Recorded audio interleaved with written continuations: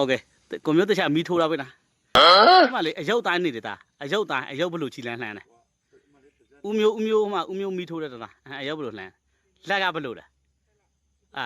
သူလက်ဘလို့ထားတယ်လက်မရှိဘူးဒါဆိုမင်းလက်နှစ်ဖက်နောက်ပြက်တာလားအဲ့လို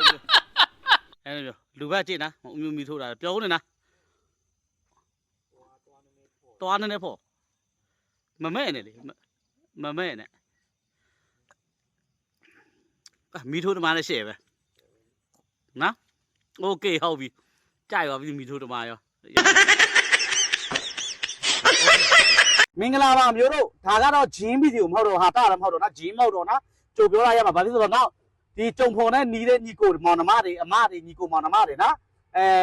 ခီးတို့လေးပေါ့ကမ်းခြေသွားခြင်းနဲ့ဖျားဖူးသွားခြင်းနဲ့ခီးတို့လေးသွားခြင်းရင်ကျွန်တော်ကိုဆက်တော်ရပြီစေတနာကြီးပဲတတ်မှတ်ခြင်းငွေမရှိဘူးစေတနာကြီးပဲကျွန်တော်ရင်လေးတစ်စီးဝယ်လိုက်ပြီနော်အနှေးရင်လေးပေါ့နော်တီးတော့လိုက်ဖို့ပဲမယ်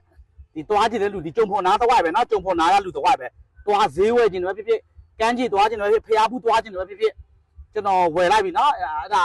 သွားခြင်းကျွန်တော်ဆက်တွေ့ပါအခါကတော့စေတနာကြီးပဲမတတ်မှတ်တာကိုကြားတဲ့လောက်ပဲကျွန်တော်နယ်လည်းမပြောဘူးများလည်းမပြောဘူးဝါးတိဝယ်ခဲ့တဲ့ကျွန်တော်ရဲ့တီးသားရှင်လေးကိုကျွန်တော်ပြပေးမယ်နော်